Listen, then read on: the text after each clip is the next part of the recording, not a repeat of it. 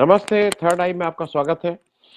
आज मैं इस समय फिलाडेल्फिया में हूँ। फिलाडेल्फिया अमेरिका की पुरानी राजधानी है और यहाँ पे बहुत कुछ इतिहास है अमेरिका के जो स्वतंत्रता संग्राम में इनका हुआ है उसका इतिहास दर्ज है यहाँ पे।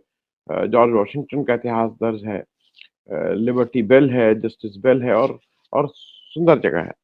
अ, आज जब सुबह-सुबह यहाँ की इस समय सुबह है जब मैं ये रिकॉर्ड कर रहा हूँ, आपके यहाँ बिल्कुल शाम है, साढ़े डिफरेंस वही साढ़े 10 घंटा साढ़े 10 नहीं, हाँ, साढ़े 9 घंटा आगे मान लीजिए या साढ़े 14 घंटा पीछे मान लीजिए, जिस तरह से आप उसको कैलकुलेट करना चाहते हैं। बात आज थोड़ी कर लें बिहार इलेक्शन की, वो इसलिए आवश्यक है कि जब इलेक्शन आता है, तो जो भी विपक्षी पार्टी होती है, उसपे बीजेपी किसी न किसी तरह से कुछ न कुछ उनके जो प्रमुख लीडर होते हैं, उनके ऊपर पहली कोशिश होती है कि उनको जेल भेज दिया जाए।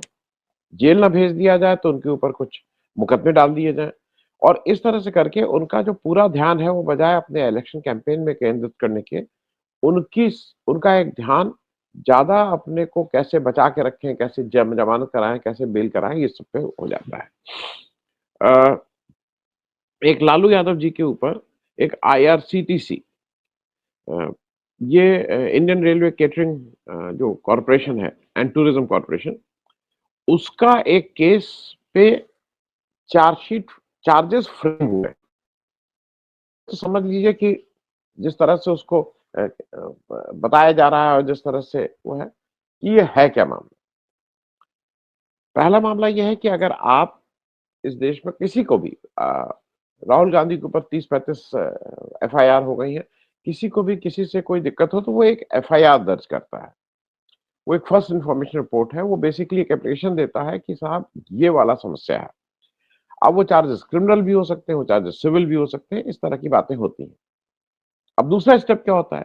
दूसरा स्टेप ये होता है कि जब उसपे एक इन्वेस्टिगेशन चलता है, इन्वेस्टिगेशन अफ़सर जो भी होता है, वो अपने को अगर ये संतुष्ट पाता है कि नहीं इस चार्ज में कुछ दम है, तो वो चार्जशीट फाइल करता है। कहाँ फाइल करता है? कोर्ट में फाइल करता है। कोर्ट में जब वो चार्जशीट आ जाती है, तो उस चार्जशीट को देख के कोर्ट और ये सब लोअर कोर्ट की बात हो रही है, क्योंकि लोअर कोर्ट ही ट्रायल कोर्ट होता है। तो चार्जशीट उसको देख के अब कोर्ट के जो न्यायाधीश साहब हैं, जो जज साहब हैं, वो डिसाइड करते हैं कि इसमें मुकदमा चलना चाहिए, नहीं चलना चाहिए, तो किन दफ़ाओं में चाहिए चलना चाहिए इत्यादि-इत्यादि। तो वो चार्जेस फ्रेम करते हैं। एफआईआर हुई, एफआईआर में सब बताया गया कि इसमें ये दिक्कत है और उसके बाद फाइनली ये हुआ कि अब हम चार्जेस फ्रेम कर रहे हैं। ठीक है भाई, चार्जेस फ्रेम कर दीजिए। तो जब चार्जेस फ्रेम होते हैं, तो आपके ऊपर आरोप ये लगाया जाता है कि भई हमने एक इन्वेस्टिगेशन किया, इस तरह की एक कंप्लेन आई, इन्वेस्टिगेशन किया, उसमें ये आरोप सही पाए गए, ये इसमें ये चीज़ें थी और इन आरोप आपके ऊपर लगाए जाते हैं और अब इसका ट्रायल होगा। तो अगर आप टेक्निकली देखिए तो ऐसा ये नहीं है कि कोई आरोप सिद्ध हो गया है और ये दोषी करार दे दिए गए हैं। जैसा कि सरकारी मीडिया चीख-चीख के बता रहा है कि लालू यादव को लग रहा है कि अब दोष तो करार दे दिया गया है और शायद इसमें फांसी-वासी की टाइप सज़ा भी मिल गई है। ये बात मैं इसलिए आपको सिलसिलेवार बता रहा हूँ कि अच्छा, अब ये क्या हुआ है? कुल मामला ये है कि जब लालू यादव रेल मंत्री थे, उस समय इन्होंने एक सुजाता होटल्स प्राइवेट लिमिटेड थे, उनको अ 2 होटल चलाने का ठेका दिया था। ये बहुत कॉमन चीज़ हो गई है आजकल। टूरिज़्म डिपार्टमेंट भी जो किसी भी स्टेट का पर्यटन विभाग है, वो अपने होटल होते हैं, आईआरसीटीसी के भी कुछ होटल होते हैं और बहुत से भी ठेके देता है। जो खाना-पीना रास्ते में होता है, वो भी ठेका है, वो भी एक अपने में आज से नहीं वो एक बड़ा इसको क्या बोलेंगे गोलमाल का एक अड्डा है, लेकिन चलिए ठीक है। यहाँ पे ये कहा गया कि आईआरसीटीसी ने कुछ प्रॉपर्टीज़ को अपने कंट्रोल में किया और फिर उनको सुजाता होटल्स प्राइवेट लिमिटेड के नाम से वो प्रॉपर्टीज़ वो लालू यादव जी या उनके घरवालों के कहने पे उनको वो कॉन्ट्रैक्ट दे दिए गए। आपको काफ़ी कुछ नहीं लग रहा है जब मुंबई के एयरपोर्ट का कॉन्ट्रैक्ट कैसे दिलवाया गया था, कैसे इनकम टैक्स का छापा पड़वाया गया था और फिर उसने जो उस समय के कॉन्ट्रैक्टर थे रेड्डी साहब, उन्होंने स्वयं ही उसको छोड़ दिया था और वो थाली में सजा के अपने जो नेताजी हैं, उनके जो सबसे खास दोस्त हैं, उनको बिल्कुल प्लेट में सजा के और उनको करके बॉम्बे का एयरपोर्ट तोहफे के रूप में दिया गया था। कुछ उसी तरह की बात यहाँ पे भी। अब यहाँ पे 1-2 चीज़ें थोड़ा मैं किस लिए इस बात को कह रहा हूँ, 2 चीज़ें समझने वाली हैं। पहली चीज़ समझने वाली है कि 2004 से अब ये कहा गया है कि ये सारा घोटाला 2004 से 2014 तक चला। तो पहली चीज़ और याद रख लीजिए क्योंकि ये सारी चीज़ें ज़रूरी है समझना और कौन-कौन इस घोटाले में हुआ वो भी मैं उस पे भी आऊँगा। तो दो लालू यादव 2004 से 2009 तक ही रेल मंत्री थे। ला लालू यादव 2009 के बाद रेल मंत्री नहीं थे। 2009 के बाद यूपीए की सरकार आई थी, मनमोहन सिंह साहब प्राइम मिनिस्टर थे। 2009 से 2014 के टर्म में 8 बारी-बारी से अलग-अलग रेल मंत्री रहे हैं। तो सबसे पहला ममता दीदी 2009 से 2011 फिर वो बंगाल चली गईं चीफ मिनिस्टर होके। फिर उन्होंने अपने डिप्टी दिनेश त्रिवेदी जी को ये नहीं, माफ़ कीजिएगा, जब ममता बनर्जी जी ने इस्तीफ़ा दिया, तो दूसरे उस समय के लिए 54 दिन या 50 दिन के लिए मनमोहन सिंह साहब क्योंकि एज़ प्राइम मिनिस्टर अगर कोई मंत्री इस्तीफ़ा देता है, तो वो नेचुरली वो तुरंत प्रधानमंत्री के पास ही उसका कार्यभार आ जाता है। तो ममता बनर्जी 1, मनमोहन सिंह 2, 50 दिन के लिए। फिर दिनेश त्रिवेदी को लाई ममता बनर्जी, दिनेश त्रिवेदी बन गए। तो दिनेश त्रिवेदी तीसरे नंबर पे थे। फिर ममता दीदी की जैसी आदत है, उन्होंने दिनेश त्रिवेदी को हटाया, मुकुल रॉय को ले आए। ये चौथे हो गए। मुकुल रॉय हालाँकि अब उनके साथ नहीं है। फिर मुकुल रॉय हट गए। फिर आ गए सीपी जोशी। सीपी जोशी 5वें नंबर पे। तो ममता दीदी, मनमोहन सिंह, दिनेश त्रिवेदी, मुकुल रॉय, सीपी जोशी। छठे नंबर पे फिर आ गए बंसल साहब, अगर आपको याद हो पीके बंसल, पंजाब से आते थे और उनके समय एक उनके ऊपर आरोप लगा था, उनको इस्तीफा देना पड़ा था। फिर सीपी जोशी। तो 7वें नंबर पे आए सीपी जोशी। अब टेक्निकली तो मनमोहन सिंह उसके बाद जब सीपी जोशी गए तो 2 दिन के लिए मनमोहन सिंह भी के पास ही कार्यभार आया था, तो टेक्निकली 8वें मंत्री वो बने।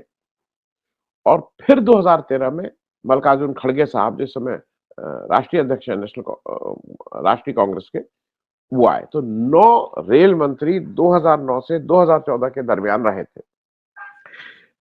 सीपी जोशी 2 बार, मनमोहन सिंह 2 बार, एक बार 54 दिन के लिए, एक बार 2 दिन के लिए। ये इसका कुल वो है। तो पहली चीज़ ये है कि अगर 2004 से 2014 तक घोटाला चल रहा था, तो ये 9 लोगों को भी इंडिक्ट करना था। भई एक घोटाला चल रहा है जिसमें रेल मंत्रालय है, रेल मंत्री की डायरेक्ट भूमिका आप बोल रहे हैं, तो इन 9 लोगों को आपने क्यों छोड़ दिया? पहली बात तो ये। दूसरी बात ये भी समझ लीजिए कि इसमें आरोप किसके-किसके ऊपर दाखिल हुआ है।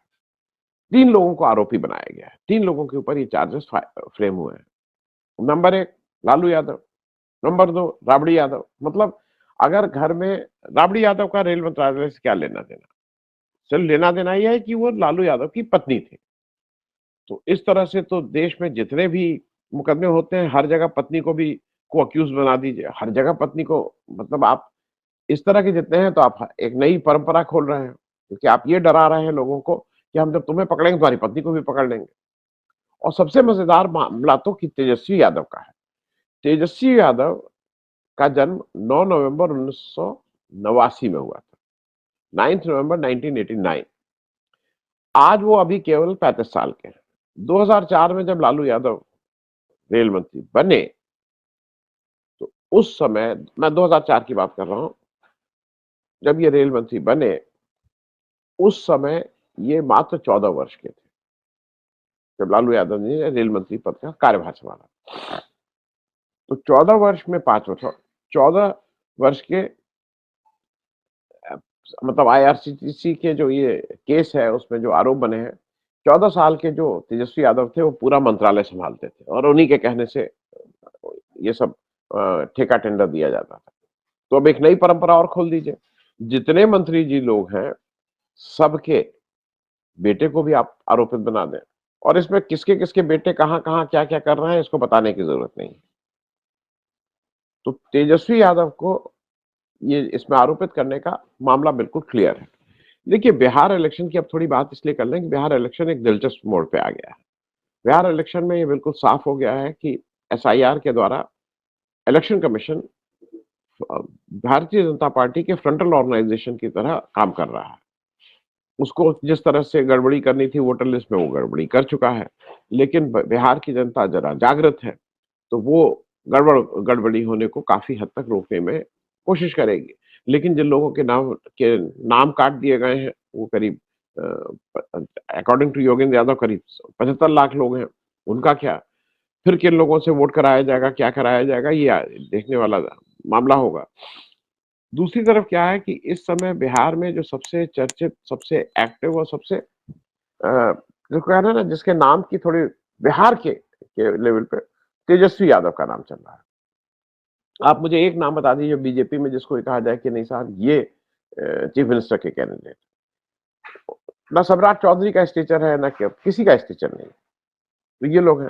अब वहां ले दे के बात होती है नीतीश कुमार की। नीतीश कुमार के मामले में ये अभी भी हो रहा है साफ साफ कि नीतीश कुमार को येन केन प्रकरण बीजेपी के ही एक बड़ा वर्ग हराने के चक्कर में लगा हुआ है कि कम से कम जेडीयू की कम सीटें आए।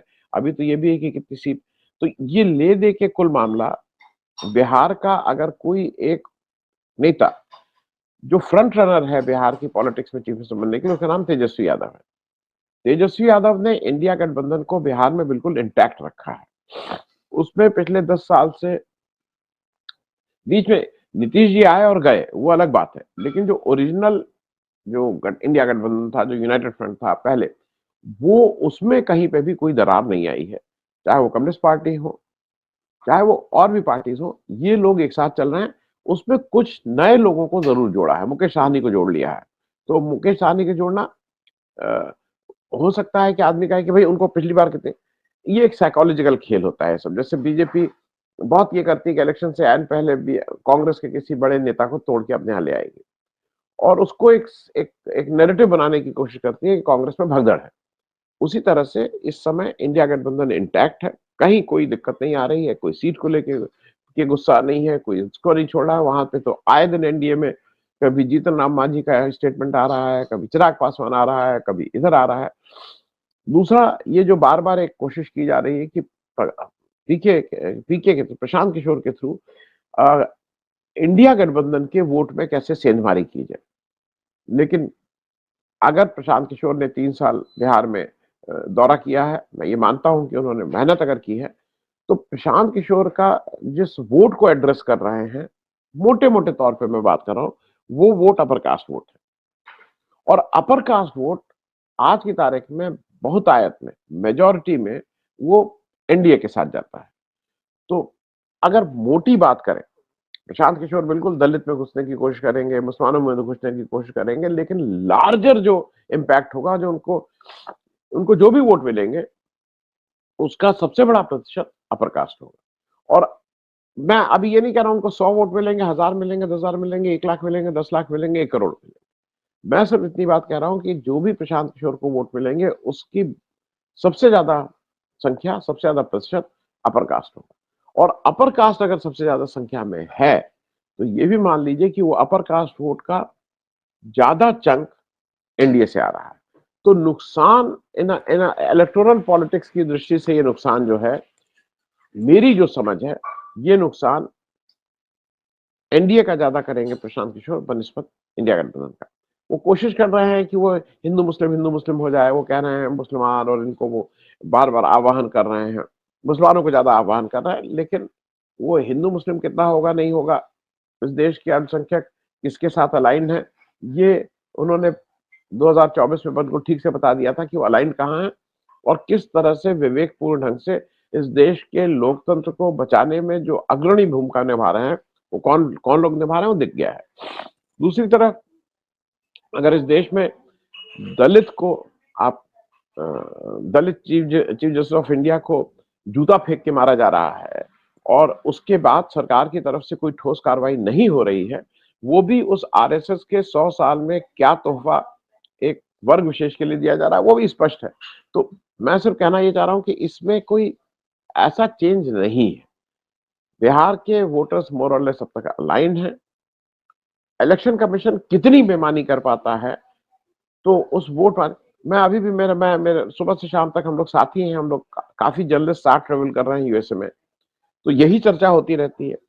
ओपिनियंस डिवाइडेड हैं, यहाँ पे भी। कुछ लोगों का कहना है कि नहीं, इलेक्शन कमीशन अंतोगत्वा बेईमानी करने में सफल हो जाएगा। मैं इसको बिल्कुल मानता हूँ कि अंतोगत्वा इलेक्शन कमीशन बेईमानी करने में तो सफल होगा, लेकिन वो बेईमानी करने के बाद भी जो जो लोगों का आज की तारीख में गुस्सा कह लीजिए या एक एक परिवर्तन की जो बात है, वो उस गैप को ब्रिज नहीं कर पाएगा। और मेरी अपनी एज़ ऑन डेट अभी फाइनल कोई सीट वाइज़ गणना नहीं कर रहे हैं, थोड़ा और इलेक्शन क्लोज़ हो जाए, सबके कैंडिडेट्स उम्मीदवार डिक्लेयर हो जाएँ, तब शायद ज़्यादा स्थिति ठीक रहेगी। लेकिन एज़ ऑन डेट मेरे हिसाब से एडवांटेज इंडिया गठबंधन। Thank you so much. बहुत-बहुत धन्यवाद।